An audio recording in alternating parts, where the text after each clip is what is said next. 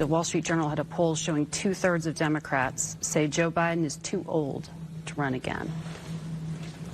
Are you prepared to be commander-in-chief? Yes, I am, if necessary. She's getting asked that a lot lately, John. Are they pushing him out?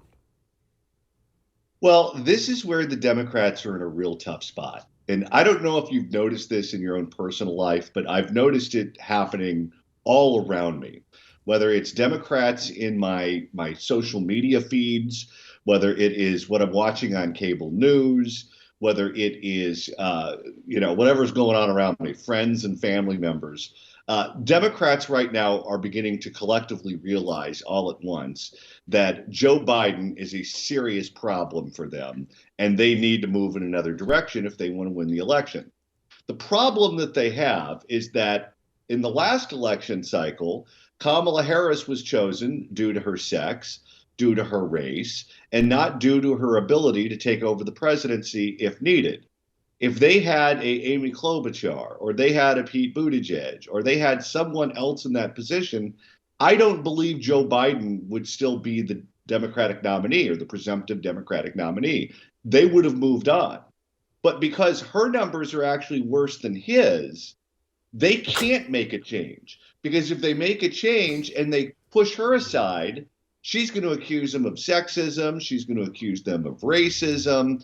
And then they're going to have a party divided going into the election with someone who is not an incumbent. They're in a real tough spot right now. They are, and everyone knows she would do those things without hesitation. That's completely who she is, which brings us to Gavin Newsom, who says he's not running. Here he was.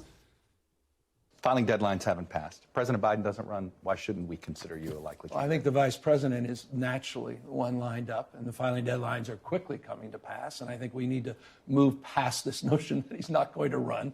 President Biden is going to run. What do you tell these donors who are wallowing in this? Time to move on. Let's go. And am I supposed to interpret that comment about the vice president that if for some reason the president chose not to run at this point, well, that's the everybody rallies around her? It's the Biden-Harris administration. Maybe I'm a little old-fashioned. Yeah, maybe I'm a little old-fashioned about presidents and vice presidents. I was a lieutenant governor, so I'm a little subjective. So you can't imagine ever having to run against each other? Of course not. By definition, won't happen. I don't think I believe that at all, but you've brought up this point on the show before, John.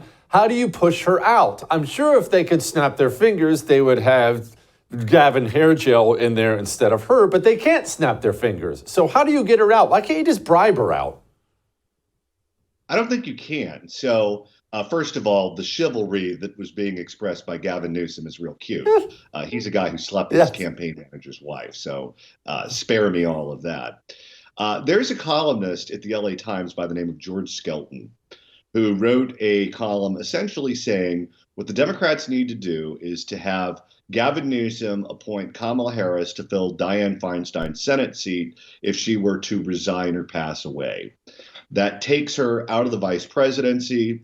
It fulfills a campaign promise that Gavin Newsom made when he said it would be a woman of color, a black woman, that he would appoint to the U.S. Senate seat. So all the boxes are checked, and it gets her out of the way and allows the Democrats to put someone up there who has a much better shot at winning a national election. Now, after that piece went in the newspaper, her office went absolutely ballistic. And they were offering her spokespeople to the local media here in California to try to give Kamala Harris good press and try to downplay this column that went all over the place. She was so furious at this. So given her reaction to one newspaper column in one part of the country that's not in a state that's going to be contested, it shows you how sensitive she is to any suggestion of pushing her out of the way.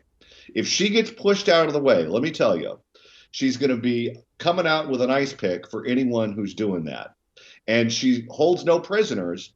She's been very shrewd politically throughout her career. I mean, don't forget, she's the one that had all of these negative stories dropped about Karen Bass to knock her out of the vice presidency contention so that Kamala Harris would be the last man standing.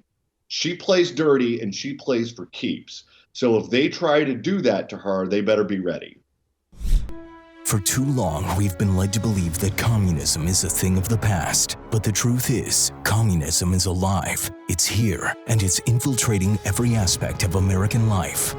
Introducing the Anti-Communist Manifesto by Jesse Kelly, the practical guide for patriots ready to defend our nation from its most dangerous enemy. Discover the shocking extent of communist infiltration in our education system, their alliance with American corporations, and the twisted truth behind environmentalism.